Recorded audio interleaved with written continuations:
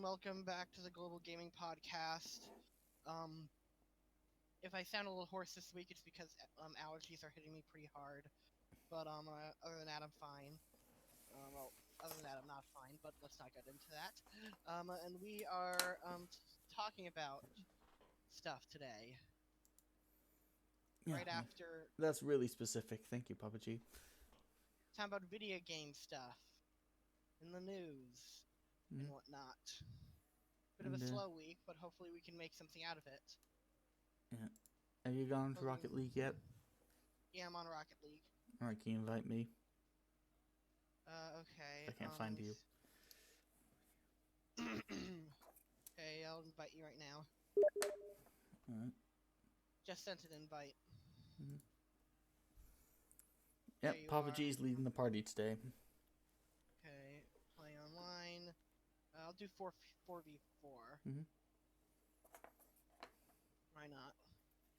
Anyway, what do you want to talk about first today? Well, do you want to talk about Bloodstained Ritual of the Night first? Mm-hmm. So, recent news suggests to those listening who haven't heard already, the Nintendo Switch version of Bloodstained Ritual of the Night has sold more than the PlayStation 4 and Xbox One version combined, despite the fact that it is the inferior port, Mm-hmm. which is pretty interesting to me and whatnot. And I wonder if it says something about like the type of players who play on Nintendo Switch versus PS4 and Xbox One. Yeah. Probably says a lot about Sony's statements that they're censoring to protect the children. It's funny they said that because they also said, what else did they say? They also said another thing, they don't consider Nintendo a threat because they are like a kid for kids or whatnot. Like Sony was making the "it's for kids" argument about Nintendo. Mm-hmm. I mean, what? I mean, is Sony really that dumb or? I'm guessing this. So, Yeah, and also on top of that, Sony says they're for adults, not kids. Yet, they censor porn games, while Nintendo doesn't. yeah, it's like, do we not have rating systems? Do we not have parents that But can at the use same parental time, controls on consoles like Nintendo does? you can't blame Sony. After all, having a game where where you get all bloody, you snap someone's neck, or you see really graphic violence in some of their exclusive games, that's okay. But seeing a little bit of boobs, that's a big no-no. Wait, apparently seeing a bit of boobs aren't a big no-no because in the Order 1886, there is a scene where you do get to see a woman's boobs. So what the fuck, Sony? Mm-hmm. And again, it was Mm-hmm. 8 years ago. As I guess gore is okay, but actual boobs are not. It's like, why are you Yeah. telling women how they're allowed to look, Sony? My problem is that like no matter where you're arguing from, like even if you're arguing that gore is bad and whatnot, it's like most of the gore in video games is like really weak in my opinion. The only gore that I think is any kind of squeamish to a degree is like maybe Doom, but even then, not that squeamish, you know. Mm-hmm. I won't say this is bad for developers. You Yeah, it think is of bad most for developers. developers that are well known for putting a lot of boobs in their games. Those tend to be the main selling point. So in essence, you're neutering the game before it even Yeah. has a chance to take off. Sony's platform. I mean, if they've censored Bloodstained, I don't know. Did they I censor guess they're. Bloodstain? I don't know if they've done that yet. I mean, from what I've seen of the Or, game, I played the E3 demo. There's not a lot of cleavage in it. as far as I heard, they haven't done She's it. quite good looking though. You know, it still baffles my mind. Of all places, Nintendo is now not censoring games, even ones with boobs, and Sony is. It was one fun time it was Nintendo who even up to, as late as the Wii U, Nintendo was the think of the children crowd where they were censoring like games for us moral Westerners. Yeah, Not like and in yeah, fact, it's what they were like trying to market the Wii U to kids. I know, but I just find it funny because it's like yeah, Japan can have these like evil blue. I can't remember what game it was. I think it was Tokyo Mirage Sessions, I could be wrong. Don't quote me on that. But I think that game had a like a boob adjusting setting for the female characters. Probably a different game, but I don't know. I know some game had you adjust boob sizes, and like the crazy Japanese, oh, they're allowed to have it, but not the moral, upstanding Westerners. They're too pure for such unadulterated terribleness. I guess. I mean, if they were just appealing to the kids with the Wii U, then why was that stuff on the Wii U in the first place? Mm-hmm. One is to wonder. Though thankfully Nintendo has learned his lesson. Apparently Sony hasn't. Yeah. Yeah.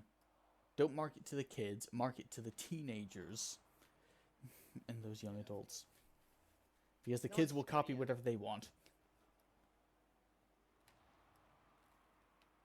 And most of the time, like most kids aren't like super sensitive. Like most kids are like into like South Park or like adult shit that they Mm-hmm. shouldn't be. Yeah. I mean, I mean, sometimes kids are like into. I've seen kids that can play Doom, 2016 version, and they're like, "What's M-rated about this?" I mean, the standard of what's horrifying to kids is really it's gone down seriously, or gone up depending how you look at it. Yeah.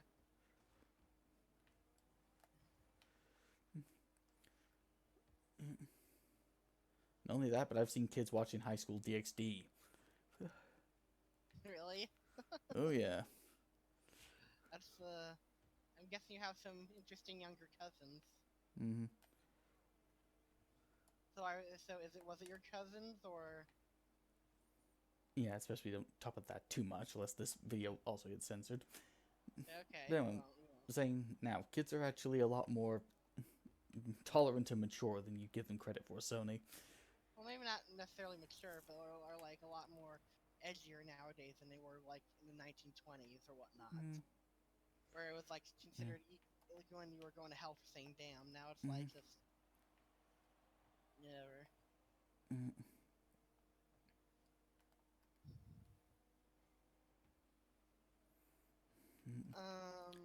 And like Not before. I guess everything, even movies, are more graphic now. yeah, In fact, in the original, what was it? Friday the 13th, that's the movie with Jason Voorhees in it, right? I yeah. think in the very first one, there was all these Senate hearings about how gory and horrifying the movie was. Watch the movie. Go watch it. There's almost no blood in it. I haven't watched the movie necessarily, but I've looked up pretty much all the death scenes. And like there are some, and I will admit there are a few squeamish scenes even for me. But let me say this: it's squeamish for me just because I'm sensitive of the neck area and whatnot. But it's like other than that, it was soft core shit. Yeah, it's like, why is this even horror? This is sissy stuff.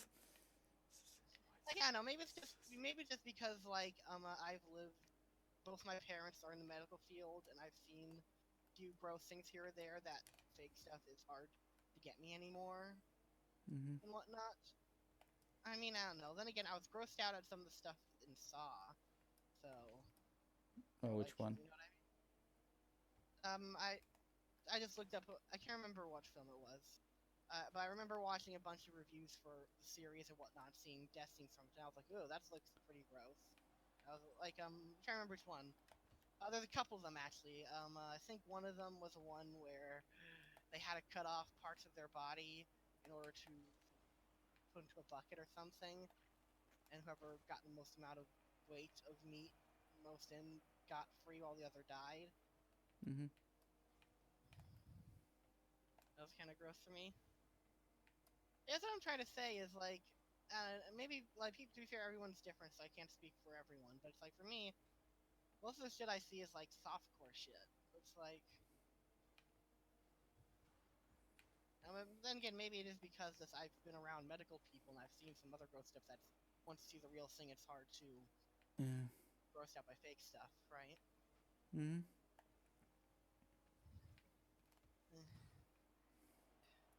Now, I had stitches twice. That was gross to me. Mm-hmm. Yeah. So Sony, why are you thinking of the children? Trust me, the children have seen worse. Yeah. than anything you think is terrible for them. In fact, even in Bloodstained Ritual of the Night, your characters upgrades by getting themselves impaled on crystals.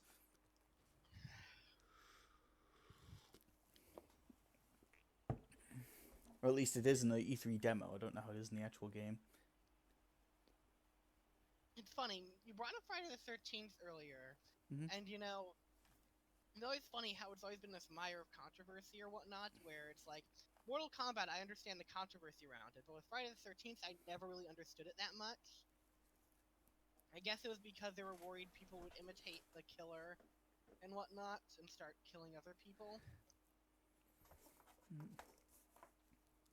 Yeah, I think it's Friday the 13th. I mean, it's pretty hard to imitate that unless the people who are trying to kill are idiots. It's funny. It's also funny. They actually started advertising Friday the 13th before they got like a completed script. Before they even started writing the script, they didn't even know what it was going to be about. They just knew they want to do a horror film titled Friday the 13th. That's all they knew going into it. Well, it was an unproven concept. I guess they had to market the hell out of it. Well, like, no, it wasn't, because it's like, you don't understand, all they had when they very first started was just a title. They decided, there's a bunch of holidays themed horror movies out there. Let's do one for Friday the 13th and whatnot. Yeah, it was the first in the And franchise. then, They didn't know if it was going to be successful yet. but and I think they also started advertising it because they wanted to see if they would get sued for using it or not, Mm-hmm. which obviously they didn't.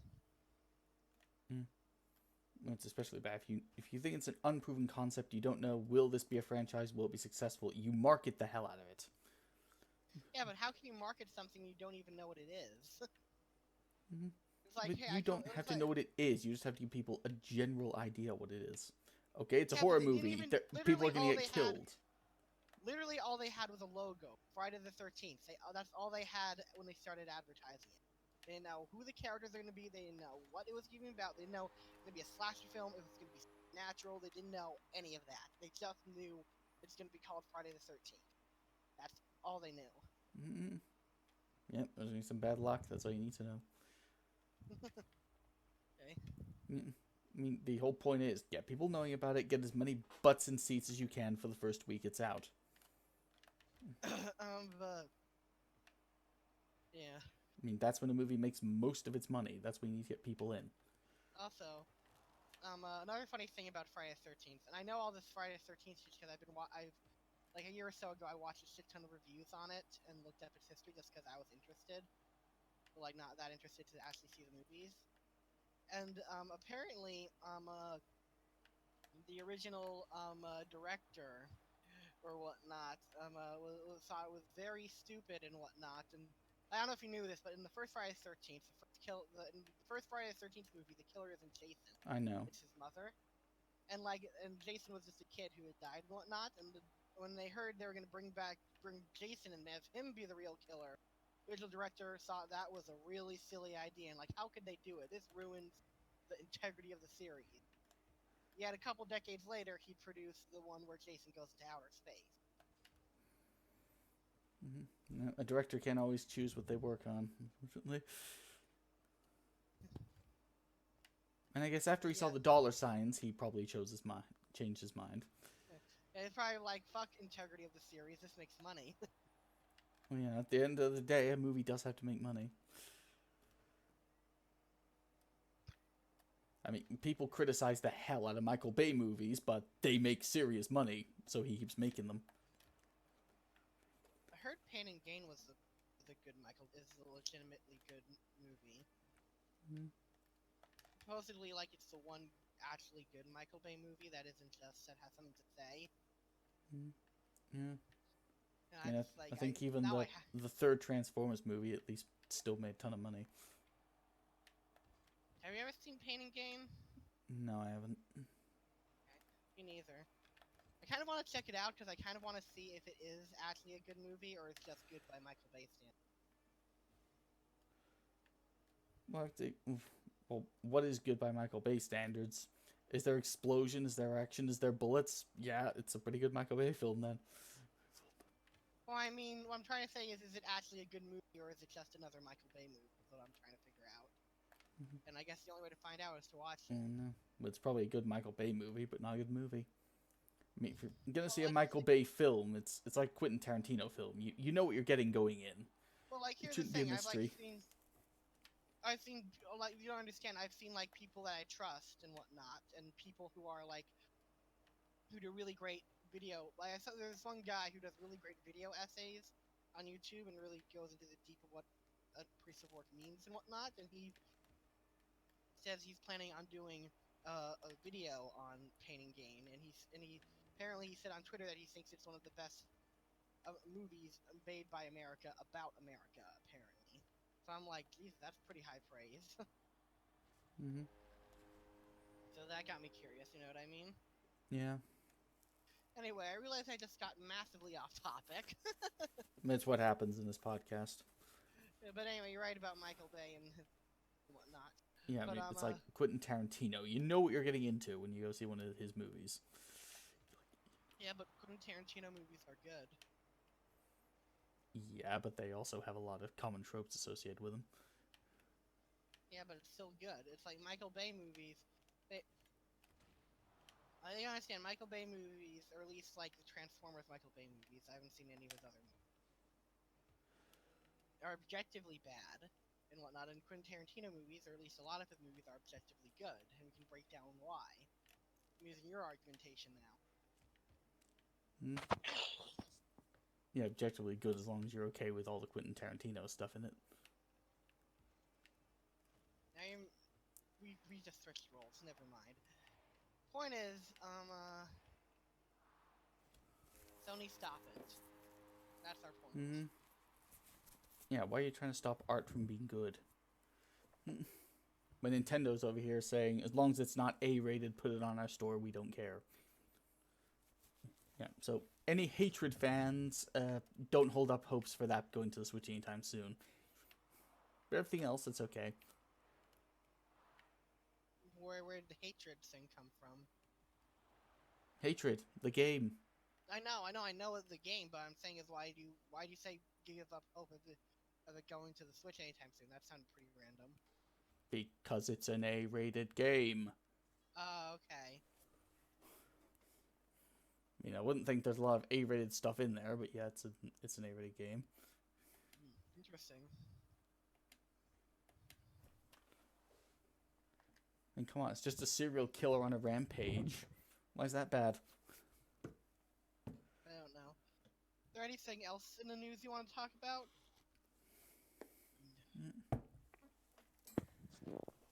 Yeah, how about the Russian Defense Ministry?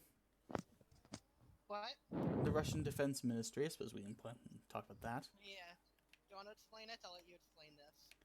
Well, the Russian Defense Ministry, if those haven't heard, they have discovered the truth about Metal Gear Solid series.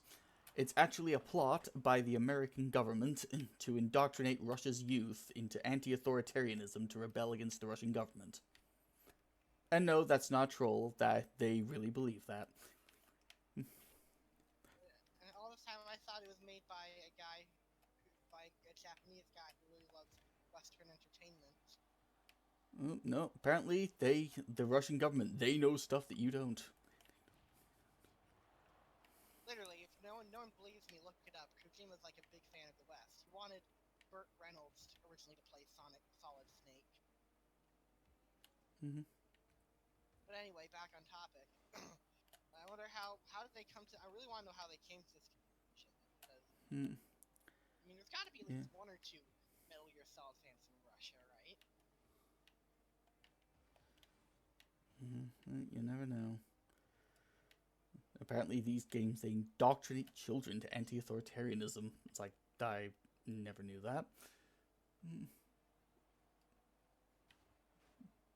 I mean, yeah, I don't exactly like authority or trust it, as far as I can throw it, but I felt that way before I played Metal Gear, not because of it. To be fair, Metal Gear, from what I understand, is pretty anti-authoritarian.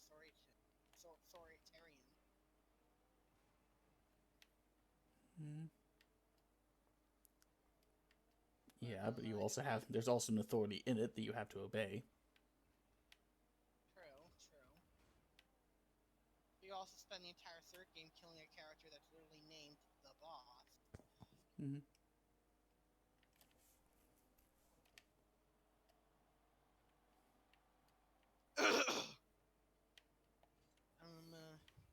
Let me think. What else is there to talk about? Mm-hmm. Yeah. So there you have it, people. Russia has actually gone full InfoWars, ironically enough.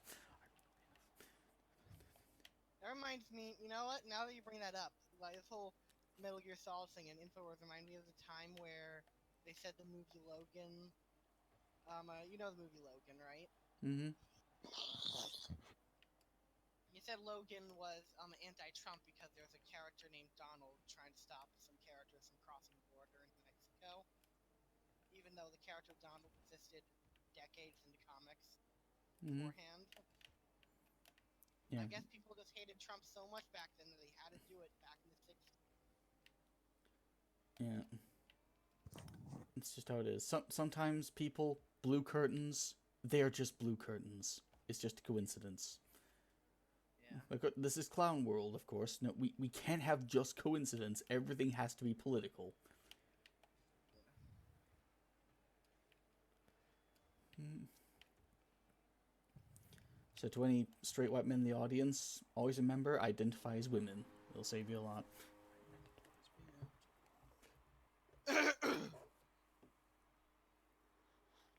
Anyway, And that's not even me saying much of a joke. It really works. yeah. There have been people who've gotten flack from SJWs who've just said, well, I'm a masculine presenting woman. How dare you assume that I'm a cis male? And SJWs back off. So yes, don't dismiss it. It really works. Makes sense.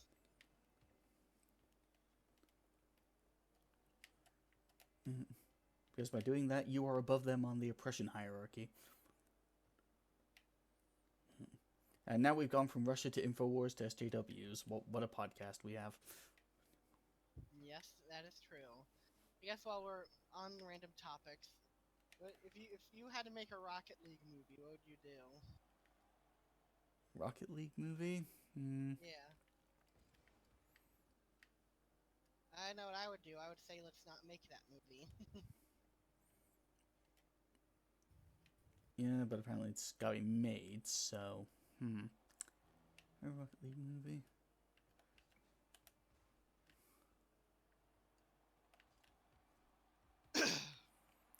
Well, I suppose I could make it like it's a big sport in this new futuristic world. The cars are controlled by humans that operate them remotely from kind of virtual reality pods, so they see it like first person from the vehicle. I don't know. I The would main make character is trying to get to the top of the sport, but there's a mafia involved in the sport that's fixing everything, and they don't like his upcoming status.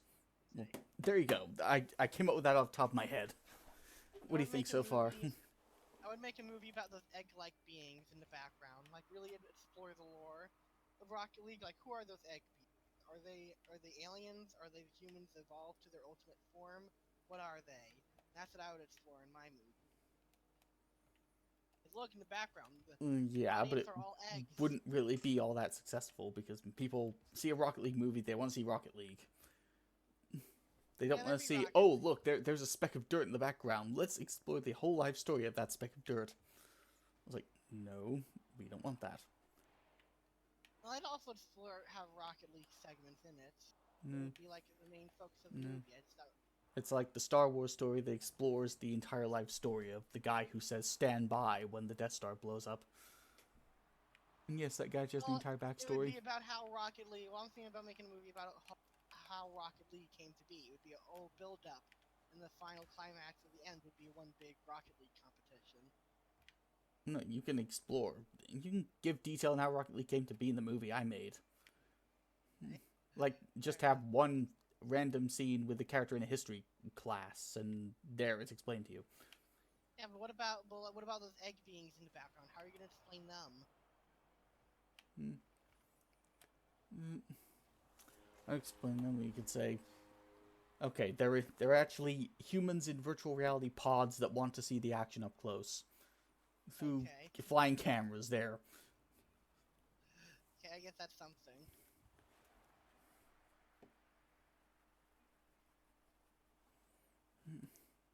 If Rocket League was going to be an actual sport, the whole VR control thing, I guess that'd be the only way it would work. I mean, when you So, have cars flying everywhere and blowing up, you can't really put actual people in them. so, what? So what do we want to talk about next? Now we got the Rocket League movie out of the way. Mm-hmm. Well, since we're talking about stories, how would you make a story for PUBG? Right. Because it's apparently getting a story mode. Yeah, or at least narrative set in the PUBG universe, which is interesting because I didn't think PUBG had a universe. I just thought it was just some guys decided, hey, let's kill each other or whatnot. But I guess there's gonna be lore and whatnot to PUBG. I don't know. I'd probably do like some sort of modern take on battle royale or whatnot. But, like, I'd make it a battle royale movie, obviously. Just like, why are they there? Like, maybe I could make it about like.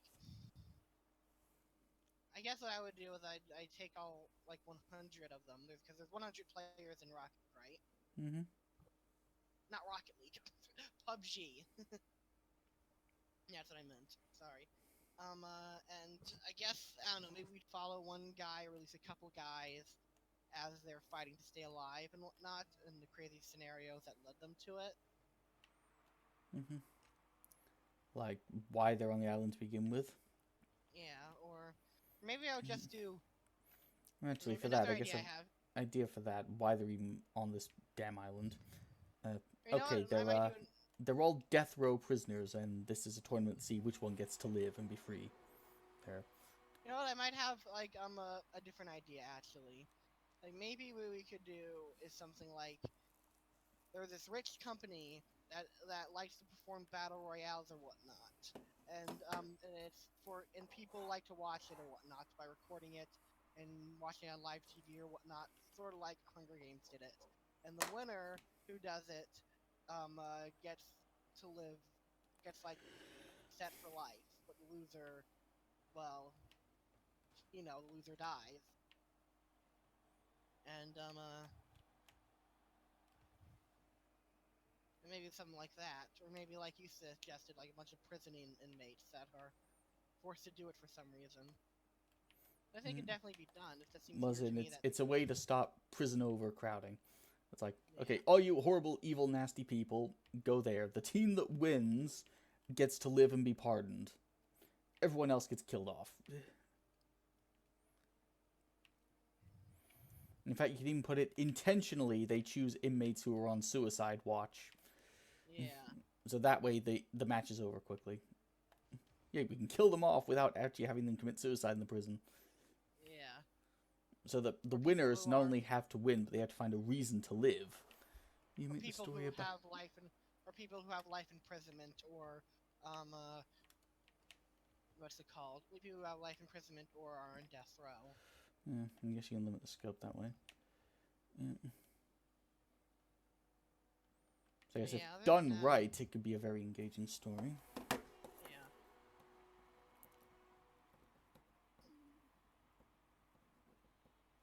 Other than that, it'll be interesting to see what they plan on doing for a single player mode or story mode for a battle royale game. Personally, the only battle royale game I'm personally in is Tetris 99. The only battle royale game I play and am somewhat competent at will be Fortnite. But I I'm once not gonna got in show up. second. I got in second place once for. I never won Tetris 99, but I once got in second place, so I've come close. Mm-hmm.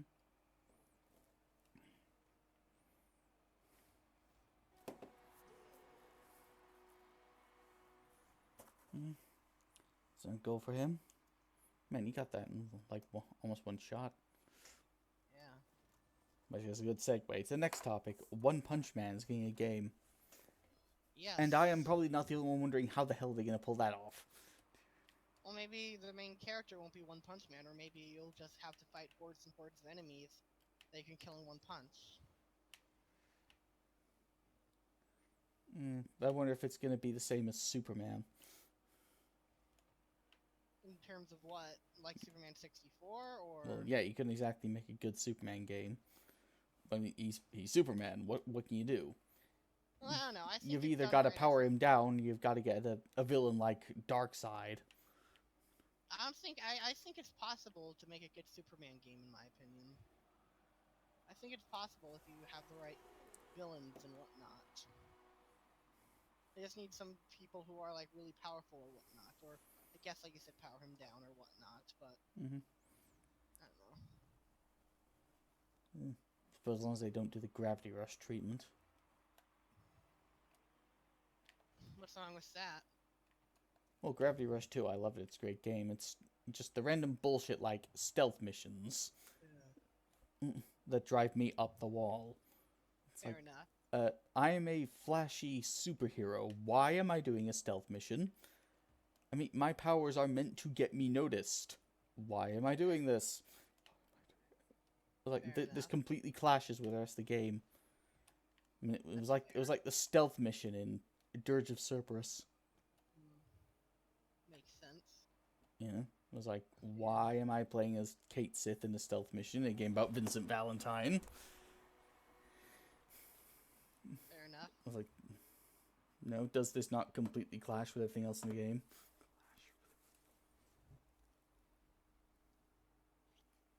Hmm. So, anything else we have to talk about now, or you have more to say about 4 stealth segments? They suck. Developers need to not do them.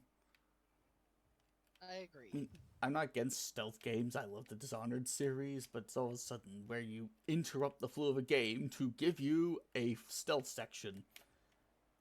It's especially annoying when the stealth section just doesn't add anything. Yeah, that is I really mean, the Dirge annoying. of Cerberus one, it's really annoying and slow. Two, Kate Sith doesn't even accomplish anything noteworthy. And three, you don't learn anything that you're not don't learn later on in the game anyway. So it's like, what the hell was the point of it? Yeah, like it's kind of annoying to me, especially when there are games that like to pride itself on its freedom and multiple ways to tackle things. And it's like, no, no, you're not supposed to do it this way. You're supposed to behave this Mm-hmm. way and whatnot. Yeah. I mean, the stealth section in The Last of Us, okay, that I was more forgiving of. Because you're playing a wildly different character. And Yeah. there's been stealth in the game up to that point anyway, so it didn't really interrupt the flow of things.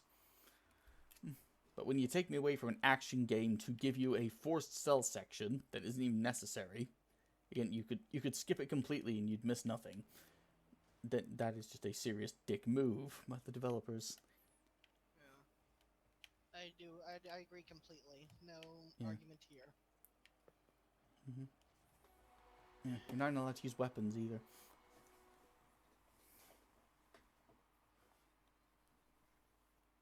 Um. Yeah. You'll probably mention that in my review. It's coming up. Okay. I've almost finished scripting that, and I'll start making it tomorrow. Sort of.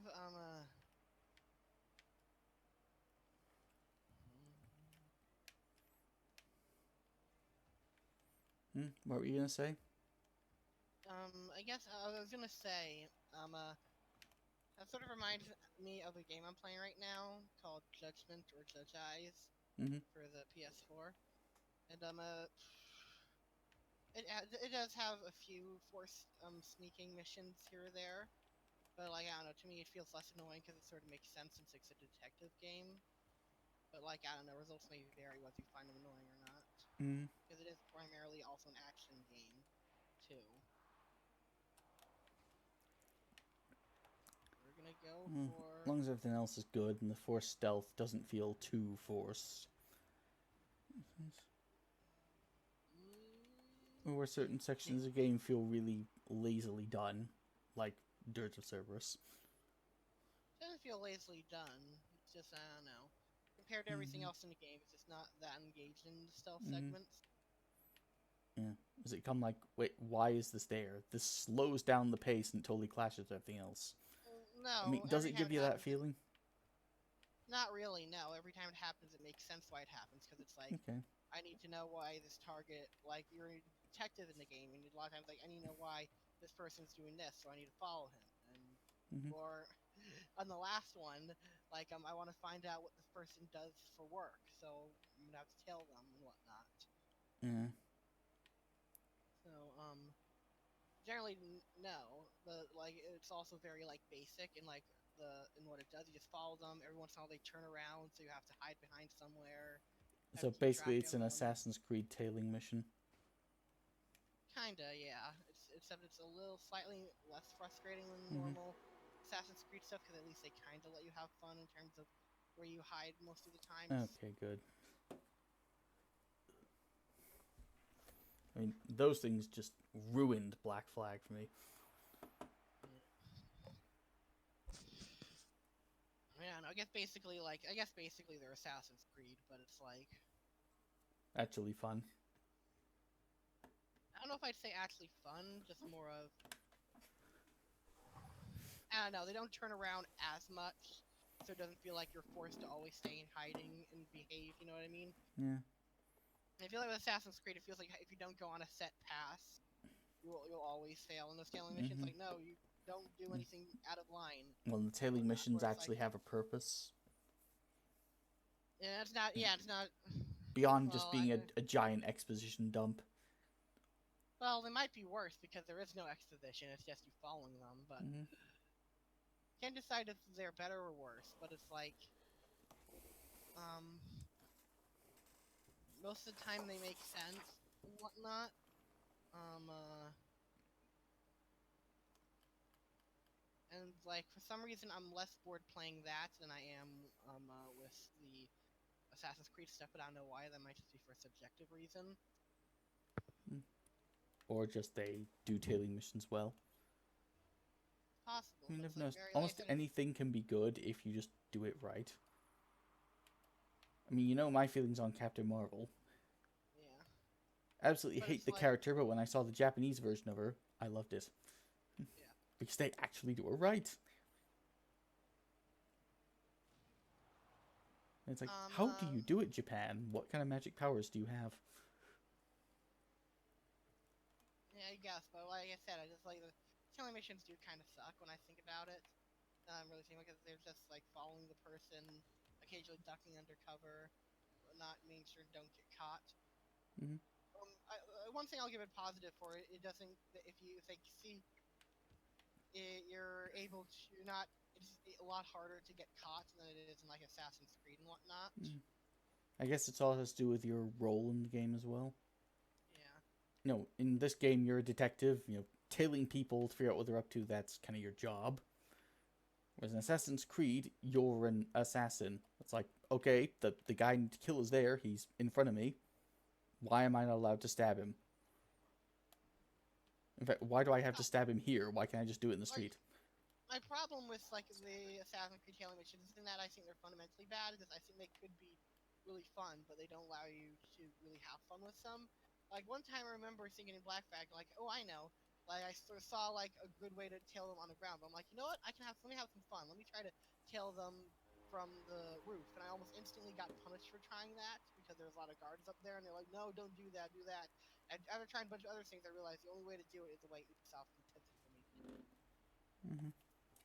which really annoyed me. Yeah. Black Flag was weird. It was like a franking game. On the one hand, you have the open sea, and then you have the linear town missions. Yeah. It does annoy me because I think if they allowed you a little more freedom during the tailing missions, it could have been like pretty good. But since they didn't, they just felt like you said long exposition dump. Yeah. They should have just gone Dishonored with the tailing missions.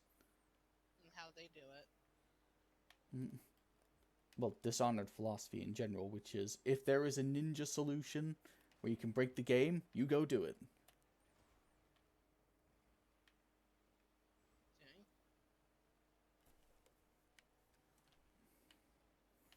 That's the difference with them. They actually give you freedom, they give you flexibility.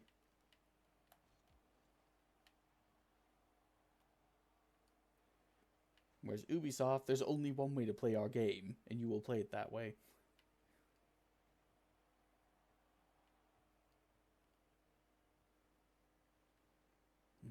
Yeah, like You'd think an assassin would have more freedom, but no.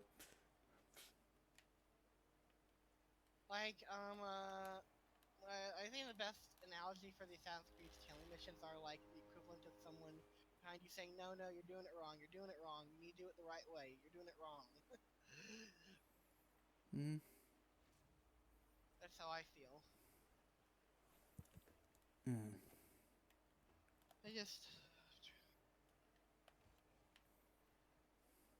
I'm trying to think like in Judge Eyes, the tailing missions. Like one thing is like they don't overstay their welcome too much. They're kind of like I'm not bored by them that much because one they have pretty good music play during it. And they don't really overwhelm their welcome. They're generally pretty short. Mm. Okay. But other than that, it's like they're really not that different from the Assassin's Creed's tailing missions. Just done better. Well, there's no exposition, so Mm-hmm. like is what I'm describing sound better to you, or Yeah. I mean, they're actually justified since you do play a detective in this game.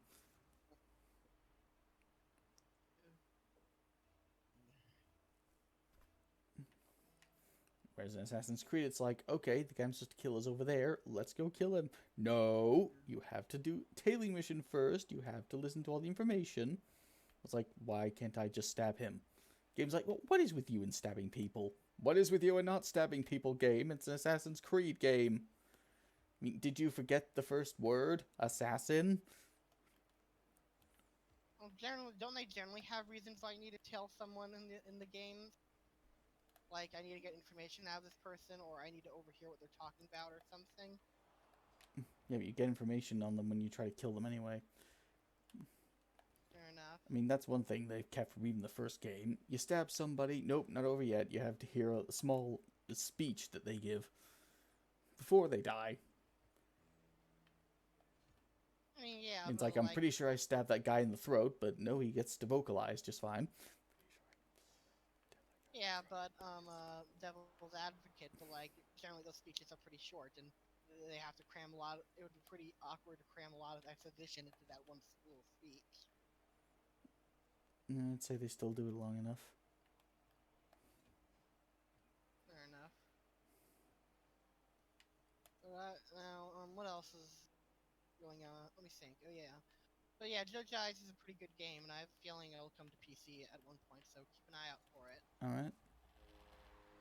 I don't know definitely it'll come to PC, but like they've been releasing some of their more recent games on PC, so it just sort of makes sense. Alright. Anyway, what else do you want to talk about? So what, Final Fantasy? Right. Apparently they're making a Final Fantasy 14 TV show, which I like 90% expect to never hear about again after this podcast, because I told DolphinVi this, and like, let me tell me if you agree with this, DolphinVi or not. But like 90% of the time, well, we hear about video game projects happening all the time, whether it be movies or TV shows or whatnot, and like 98% of the time, nothing ever comes of it. Case in point, like years ago, after Life is Strange wrapped, or maybe even during it, they said Square Enix said they were interested in looking into, or in pre-production, they're looking at for script writers for a Life is Strange web series and whatnot, and that was like years ago. So Mm-hmm. clearly, nothing's come of that. And if something does come of it, I highly doubt it'll be what they originally imagined. Mm-hmm. Another example is like, what else have there been? Like another example, I guess this isn't video game related, but like there's been a lot of anime movies in development hell forever. Oh, wait, I know. Oh, wait, I know a great example. I know a perfect example. The Shadow of the Colossus movie. There is Shadow of the Colossus has been a movie that some people in Hollywood have wanted to make for like over a decade now, and the only thing that's come of it is a proposed leaked script, Mm-hmm. and the proposed leaked script is pretty bad, also. Do you want me to tell you about what was in the leaked script? Nah, it's fine. You sure? It's pretty cringy. Then don't tell me. Okay, I won't tell you the whole thing, but I will say only two things. One thing is, they turned Wanderer into some quippy, like, Titus, Final Fantasy X Titus-like character or whatnot. I'm not saying anything against like Titus. That's fine for Titus, but it's like they turned him into like some quippy, annoying guy, and whatnot. That's not what Wander is in the game. No. And Mona, the girl you save in Shadow Colossus, dies because her father, Lord Dorman, apparently was drunk, and in his anger he pushed her against a wall, and that apparently caused her brain damage and killed her. Or, better idea, she was killed because she had a fate to become the queen in Eco. I mean, one would think that that would be a better idea that would make sense. Yeah. The sounds pretty cringy though, right? Mm. I want to make it clear to anyone listening, I have nothing against creepy characters and they're done well and whatnot, but it's just like you're taking Wanderer, who is like quiet and stoic in the original game, making him a quippy person. That just seems kind of inappropriate, right? Mm. Do you agree? Yeah, that's not the personality of Wander at all. His actual Oh yeah, personality apparently. is even if he thinks it's wrong, he will still do it. This is what he's resolved to do. Like, even when there's Apparently, outright evidence that this is the wrong path, he still has to go down it. yeah. But like, I just found it like I'm sure those two little things I mentioned in that leak script are enough to give you the general idea of the overall quality of that script, right? Mm. And for the record, this script, the leaked script, is probably, if they ever do make a Shadow of the Colossus movie, they'll probably not use that script, since one, it got leaked, and two, it was like, I think it was proposed, but not actually like approved by the studios or whatnot. Mm. From what I read of it, like the opening is like pretty much on point. It's exactly how it is. How the Colossus look are written the same, and like the very ending scene of Shadow Colossus replicated perfectly. But other than that, it's like entirely different. Mm-hmm. Well, that's why I will never read it. Not even for the lulls. As I don't want my eyes to bleed, I will never read it. Fair enough. Oh yeah, I forgot one other part of Wanderer. Apparently he's a former slave too. Apparently he's a quippy former slave, and he stole aggro and whatnot. I don't know. I guess on paper. Sorry, it's on people to cringe a bit. What's life without a little cringe every once in a while, right? Mm-hmm. Did you die?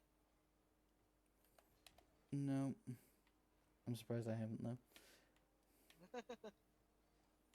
Anyway, I'll spare you that. But anyway, back to my original point forever ago was that like I hear projects, especially in video games and whatnot, or anime. Like I know forever they've been wanting to do a Cowboy Bebop movie or TV show or whatnot, and they're only just now getting around to doing something with it. Netflix Death Note was in production, or at least pre-production, forever, with rumors of Zac Efron starring it until it finally came. So it's like not impossible for these projects to happen, but like most of the time, 9 out of 10 times, you hear about these projects and nothing ever comes of them, or something does come of it, but it's like a decade or two later. Mm-hmm. So I don't know. What do you think? Do you think we're gonna see more of this Final Fantasy 14 TV project, or do you think we're never gonna hear about it again?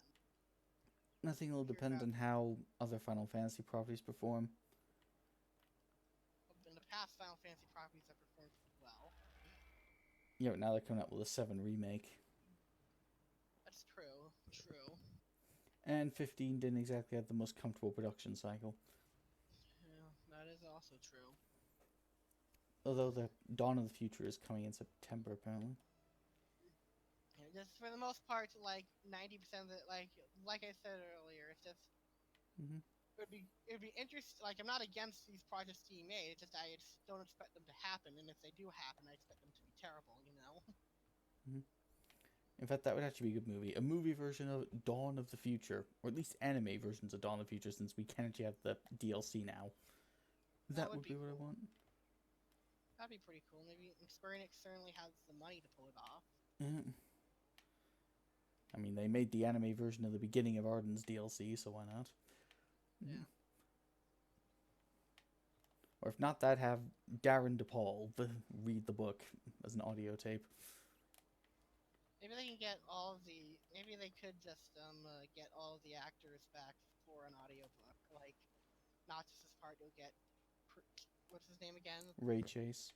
Ray Chase. That's right. And get Darren DePaul for maybe Arden's part or that sort of stuff. Mm-hmm. That'd be kind of cool. Yeah, Luna could actually get some characterization. And supposedly can actually fight in her DLC due to what happens to her. Who, Luna Freya? Yeah. No, yeah. Wasn't the book originally supposed to come out in like April in Japan? And then it was delayed? But I don't know that. Maybe I mean, I've heard vaguely what happens to her, but I'm not sure yet. Oh, is the book already out in Japan? Yes. Oh, okay. I'm gonna spoil myself and look up what happens. Well, of course, the internet being the internet, there are people already trying to translate the book before it officially comes out. Well, of course, there are people out there who know Japanese. So I can probably look through them. So, what do you think? I'll end up buying it anyway, though. You're not buying it? I'll buy it anyway. I mean, at this point, I'm too invested in the franchise to not buy it. Yeah, I get that feeling. Like I'm too invested in Star Wars to give up, but not invested enough to Solo, even though I probably should. No, I've given up on Star Wars. Fair enough. I mean, that's just the power of Rian Johnson. I mean, in one movie, he took a shit in the Star Wars franchise so massive that even longtime fans like me gave up on it completely. I mean, not even the prequel trilogy pulled that off. I'll probably see episode 9 and whatnot just for the heck of it, but after that, it depends on if the trailers look good or not, and if the reviews sound good. Yeah, you have fun there. I won't see it. Well, sometimes it's a good excuse to go out with friends and whatnot. You can find a better movie to go out with friends for. Yeah, but there's not a lot of movies I like that come out that I'm super... Yeah, maybe you're probably right. Yeah, I'm anyway, sure it'll be a good movie. I mean, hell, John Wick 4, when it finally comes out, I'll see that one. I'll see all 3 John Wick movies back to back at one point when the third one comes out on digital. Yeah.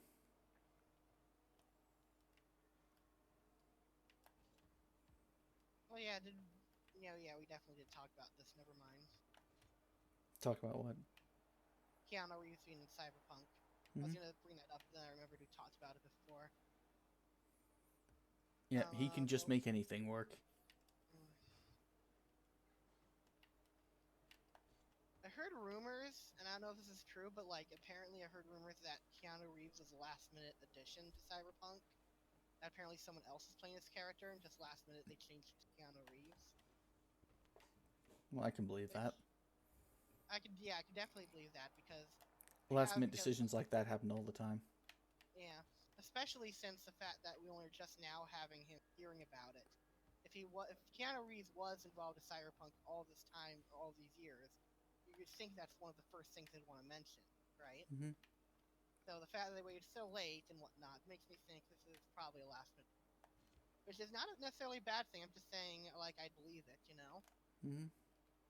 And as you're saying, okay, I believe you. What? What about it? See, this is what it's like working with this guy. He doesn't get the joke, even when he was the one who introduced me to it.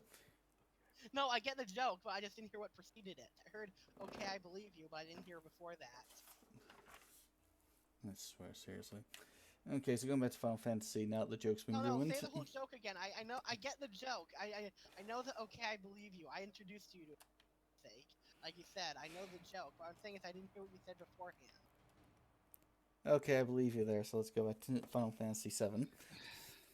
Tell me what it is right now, or I'll not letting it go. Tell me. Fantasy VII is going to have some new materia, and some are going to be taken out. Tell me. This is going to be the rest of the podcast. Tell me. Tell okay, me. then. Tell me. Okay, I give up. It's like, hey, I have a little sister, dude. I could do this all night. Tell me. Don't test me on that. Tell me. Okay. Fine. Final Fantasy VII, new materia, and getting rid of some other materia. Yeah, due mainly to combat system changing. Makes me wonder how the hell summons are gonna work. Yeah, will be interesting. If I had to guess, I'm guessing it'll just be commands will be an entirely separate thing, not related to materia in the remake. Do you think At least they'll that's try to handle it like episode Arden did? maybe, and they might do it that way, or they might do it like. No, I don't think they'll do it like Final Fantasy 15, but like they might do it like. I mean, episode for those who Arden. don't know what I'm talking about, I'll include a video clip here when I'm done. Set their hearts. Oh! Infernium!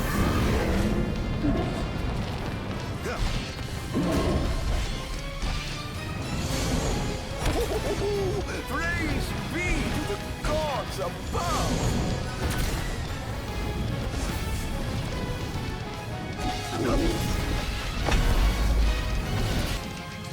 Set their hearts. Here goes.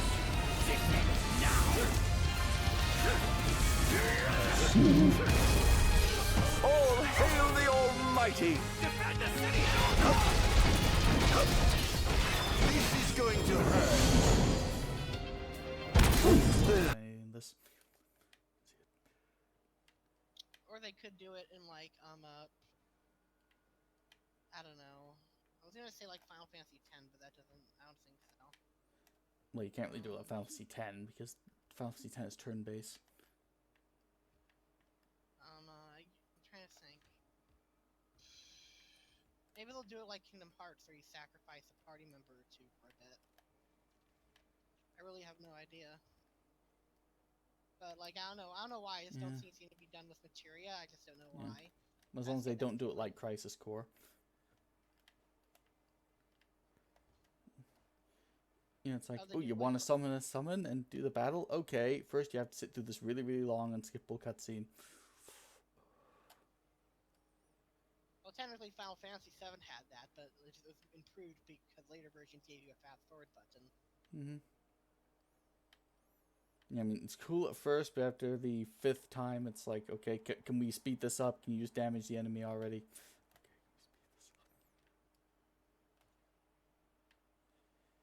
I guess it's possible they could include it with materia, but I don't know why. I just don't see it happening that way. Yeah. I mean, it's fine when it was turn-based, but now in real time, if you just summons all the time, you could almost have them fight the battle for you. Maybe it will be like Final Fantasy 15, where if you battle long enough and get down on low enough health, you'll just trigger like that, or you give you the option to trigger it. Also, Final Fantasy 15, the summons might as well not even been there. I used them once or twice. But I said I used them once or twice, but I get why you say that. Yeah. I mean, again, episode 1, I probably used the summons in that game more than I did any of the summons in the main game. I could believe it. Well, there you go. You got the joke right that time. Thank you.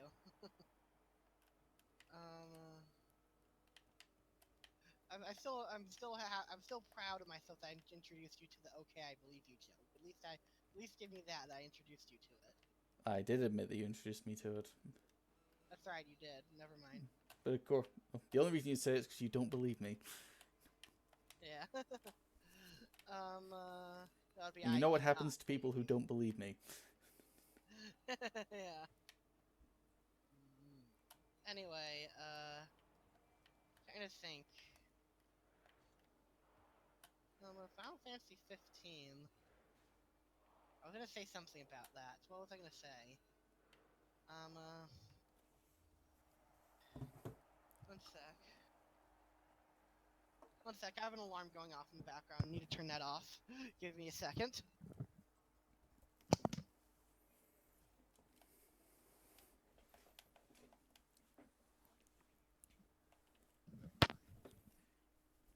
Sorry about that. Anyway, I'll remember what I was gonna say. But Gladio's sister is cute. There, I said it. And less of a relevant character than he is.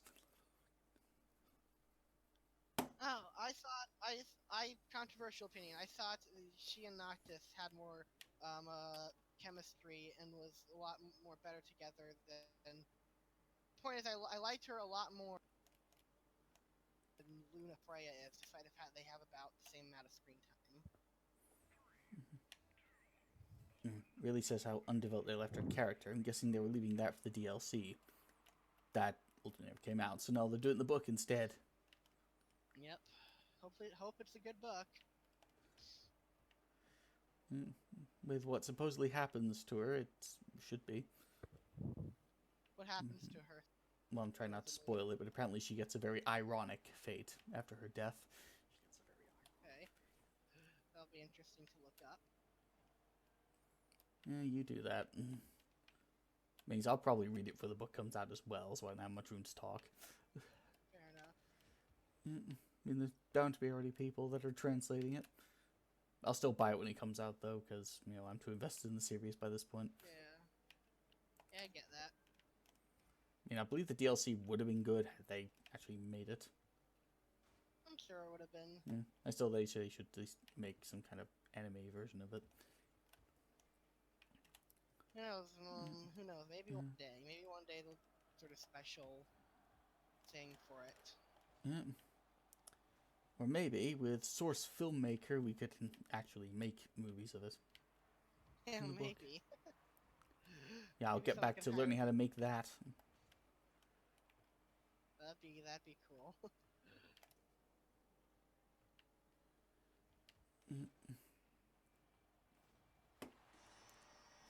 Damn.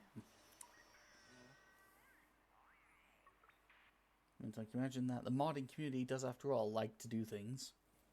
Yeah. Even things are insane, but just does translate into the topic you were interested in.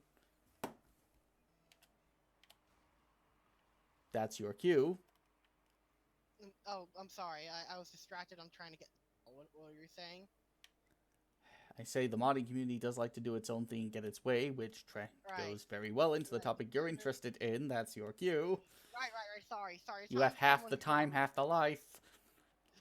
Hint, hint. Senmu is the Senmu emulator has been upgraded recently to the fast forward auto updates, which is pretty awesome. Don't you think so, DolphinVi? Yeah, but that wasn't the topic I was talking about. Which were you referring to then? Oh no, but you now have half the time, half the life. Hint, hint. Oh, right. Project Borealis, Half-Life 3. I've talked about it. Yeah, they're making a lot of. They released another few updates. They've been updating every few months on the progress they've made, making Half-Life 2 Episode 3 based off of the released script from Mark Laidlaw, the former writer of Half-Life, released. And he released it so people would know, okay, this is what Half-Life 2 Episode 2 would have been, and now they're a team that came together decided, well, if Valve isn't going to do it, we're going to do it, and they're doing it on the Unreal Engine 4. Yeah, so we'll have destructible buildings. Yeah, and I've been following the team for quite a while, and I'm looking forward to it. I mean, they already have really incredible looking head crabs. Yeah, there was some. The development has been going pretty smoothly and pretty impressively. I've mentioned it on the podcast before, haven't I, or did I just imagine that? You haven't really mentioned it that much. I mean, it was Before I so mentioned long ago, I'd have to really dig into the archives to find it. Fair enough. But yeah, Project Borealis looks like to be coming along nicely. Like, I think they've modified the gravity gun stuff, and like you said, head crab zombies look cool, and it just seems to be all coming along nicely. I hope it ends up being a great game. Well, the modding community does a lot. I mean, going back to Senmu, as you mentioned, they made that moddable. Yeah. Well, what's that, Nintendo? You don't want mods in Breath of the Wild? Too damn bad, we do. If if it ends up having to sell it for money or whatnot, and it ends up making a lot of money, then I'll just like just be really laughing my ass off forever, just because Valve has been sitting on. That will just be further proof that Valve has been sitting on a gold mine, potentially for over a decade and has just been ignoring it. Well, it's more profitable to sell other people's games than their own. Yeah, I guess why Or not just do make both? VR games, I guess. That's what they've been Why doing. not do both? Why not do all of the above and make even more money? Because focusing on one thing is easier than focusing on two. Fair enough. I mean, you should see that by the way we're performing in this game. That is true. Still makes me wonder about Breath of the Wild 2. Now, that is probably going to be on the Switch, so it'll be on Yuzu, meaning it'll be moddable. Yeah. Wonder what mods are going to make for that one. Should be interesting. Yeah, I mean, they already have the sequel characters playable in Breath of the Wild. What do you mean the sequel characters? Via mod. What? Link and Zelda, they have different character models. Oh yeah, I see what you mean. Do you But, forget like, that you said one? different. No, I didn't forget, but like the wording of it made it sound like there was already other characters that we didn't know about that somehow the modders found out No, about. besides Ganon, there's no one new that I know of. But And again, yeah, can we really even call him a new character? I don't know. on some incarnations of Zelda, he's definitely a character. No, here apparently is one going from the trailer. Yeah, I guess you're right. Yeah, it's like, nothing can keep me dead for long. Oh, are you sure it's scanning? It could be something else for all we know. Hmm. I said, are we sure it's scanning? Are you sure it's not? It could be something else for all we know. Have you not seen the analysis videos? I've not looked up the analysis videos. No. Well, the ones that translate the language in the room to seal Ganon. Oh, that no, I haven't seen that either. But that's pretty cool. Mhm. That also reminds me. I don't know if you see it. But there was a video where they actually translated some of the other stuff. You know how in the game where you put your Sheikah slate in and it goes stuff? Apparently they translated that to something, but I can't remember what they translated it to. And they said they translated to put sing here or something like that. Something that was very robotic. Mm-hmm.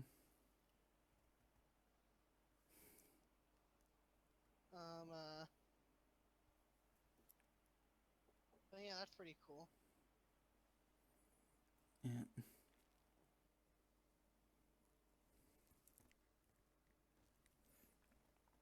They've already figured that part out. What? Edit what part out? What the writing says. Oh, okay. Is it likely the corpse coming back to life, that is Ganon, who has been sealed? Possible, or maybe it's another evil that's just using Ganon or something. We'll have to wait and see. But it says it's Calamity Ganon. Born a man, his transformation into malice turned him into the demon you see now.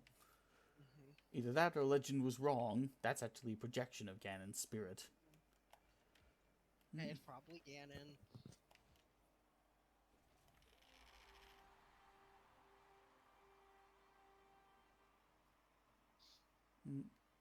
Yeah, if it isn't, that'd be really disappointing. I mean, can you imagine the outcry if it wasn't him? Probably, yeah. Yeah, that'd be like Rian Johnson levels of disappointment. Well, what if it's a newer and better villain? Like Joe the Smo. No. I like that. I gotta remember that. Joe the Smo. That's Try to imagine this from Story's perspective. We've just dealt with Calamity Ganon, but we know he's not gone for good. Oh, here's this new villain that we're meeting right after Calamity Ganon. Who could he be linked to? Who could it be? Well, yeah, I mean, the freaking writing in the trailer says, Seal Ganon. Okay.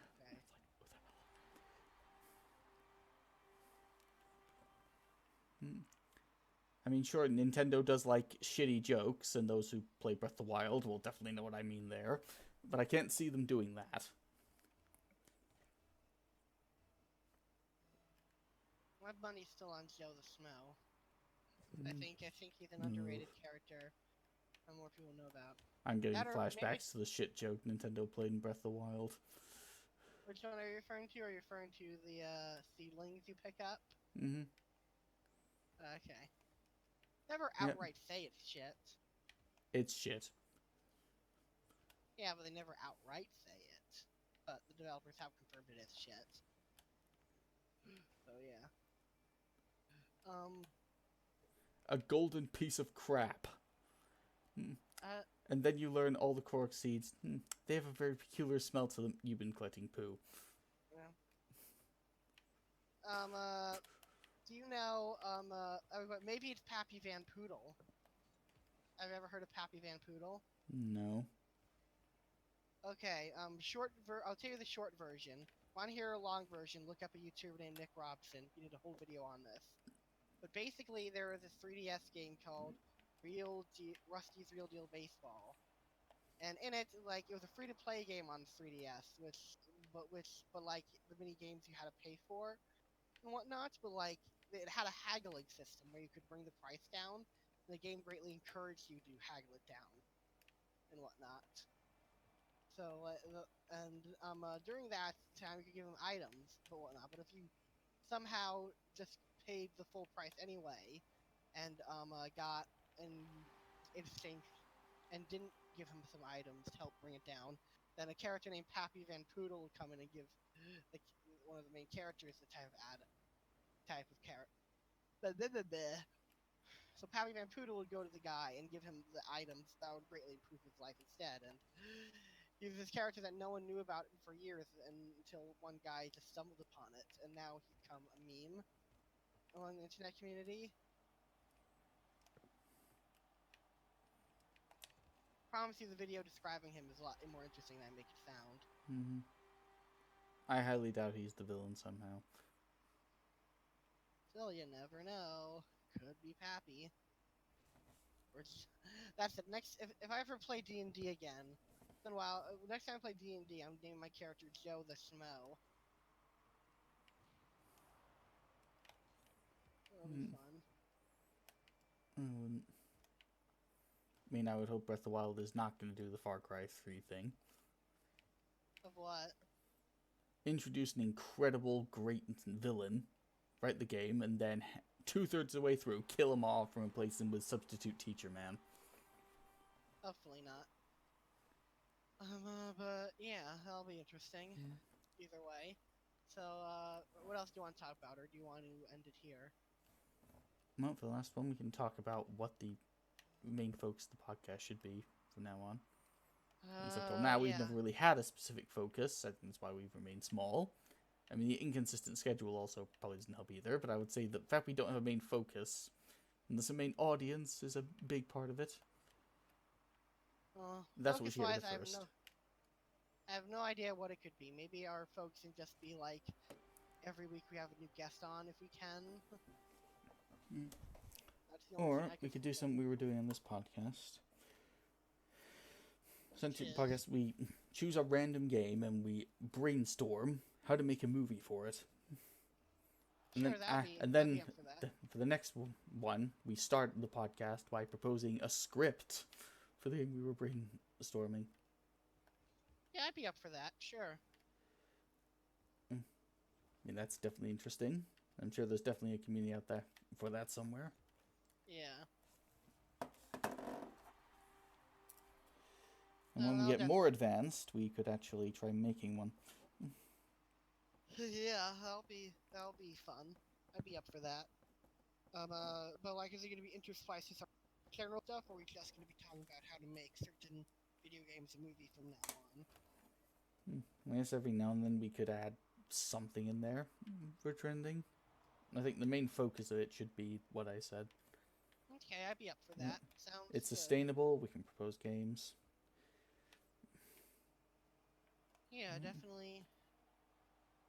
Sounds good to me. So, and we can definitely get in contact with the machinima community, or even the source filmmaker community for it. We're gonna have to get in contact with voice actors too, depending on the project. Yeah. I mean, the actual making any fan movies, that can come later.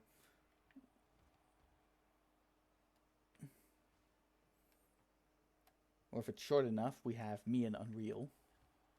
That's true. Yeah.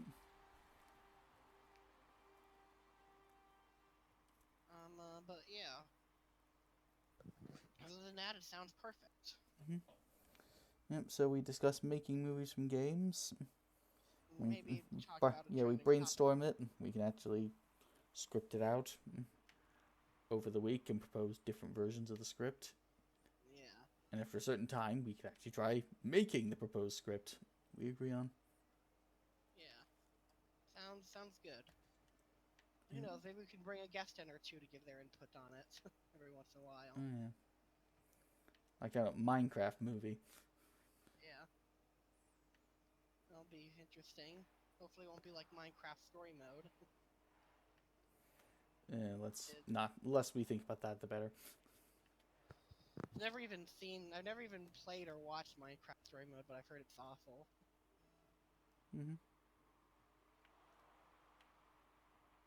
How bad is it? It's the typical Telltale game. I think I only played episode 1. I didn't really play the others.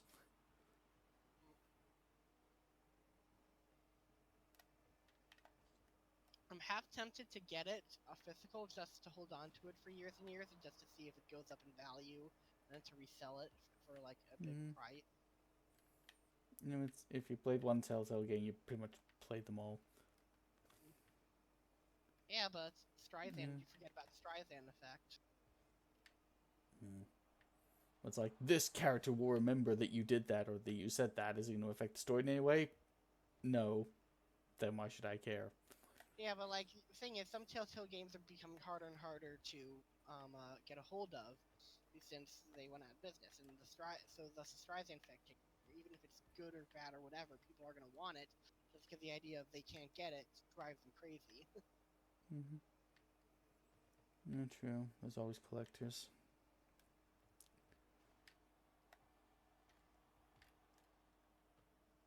Even in today's world where you can just emulate everything. Yeah, that is true. There's also that.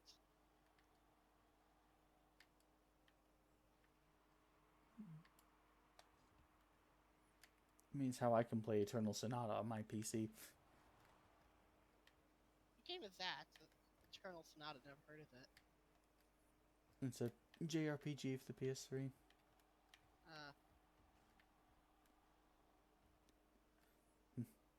Basically, you play as a famous composer who's dying, so this is your dream world where the adventure takes place.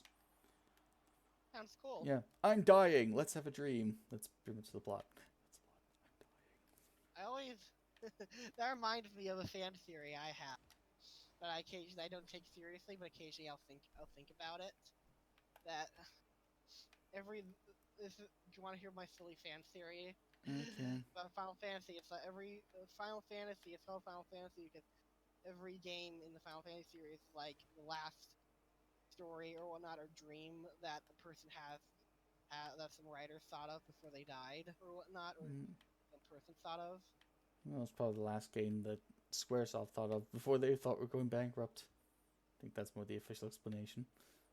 And I think it was the creator of the series, Taniguchi, had made a bunch of games and knew it didn't have much success, so it was like he was going to try one more time with that game, and if it was a failure, then he would go back to college and whatnot. But since it was a success, he did not go back to college and stuck with game development. Thank you. What? I'm saying thanks to him. Yeah. Ooh, good, we won. Anyway, I think that is a good place to stop, right? If there's one thing we can discuss, I'll just ask you then. Question: why do you think the Switch version of Bloodstained is selling the best? I think there's a couple reasons. One, obviously, but I think like I said, portable. But I think another could be, it's just me maybe looking too deeply into this. It could be that since I mean, a lot of the Castlevania games originally came out on Nintendo system. It could be like a lot of the Castlevania fan base are Nintendo fans, thus they see a similar game like that, thus they want to buy it on that platform. At least that's my idea. But like, that's just me with doing no research, just speaking Yeah. off the cuff. Whereas with me, it was still, well, it's somewhat a 2.5D platformer game, and it's portable. We need that. Makes sense. Means even though the Switch version is probably going to cost more, and even though it's not going to run as well, not going to look as good, I think it's that portability aspect. It just overrides everything else. Yeah, it kind of does. Yeah. Yeah, Bloodstained Ritual of the Night looks a pretty good game. Yeah. Especially for me, because when I go on trips, I go on long trips. Yeah, me too. Me too. It's definitely Switch was definitely very useful on a recent car ride I had, where I had to ride for 2 hours. Especially on a plane, the in-flight movies always suck. Once in a blue moon, there's something good, but yeah, most of them are shit. Yeah. Saw some of Brooklyn Nine-Nine though. That was a good TV show. Yeah. So in essence, Sony, the Switch is very good. That's why people like teens and adults buy it. Yeah, what this crap is with Nintendo only catering to children, I don't know where they got that from. It's funny, like I'm not super into Metrovanias, but like I might give, what's it called? Bloodstained of the Night looks like a really good game, so I might give it a shot despite that. Mm-hmm. I Yeah. don't hate Metrovanias. It seems to be too easy for them. It's too easy for me to get lost in them. Yeah. Does that make any sense? It is. This one has a map, though. Don't worry. Yeah, that's right. There is a map. Mm-hmm. Anyway, be sure to talk to you guys later. Have a good night. Yeah. And just remember, no matter how bad your script is, at least it won't be as bad as that leaked Shadow of the Colossus script. Yeah. And we can always remember for Sony, the company that wants to protect the children but is not competing with Nintendo, whose audience is children, according to them, apparently. Yeah. Okay. Yeah. Good night. Good night. Sleep tight. Don't let the bug bite.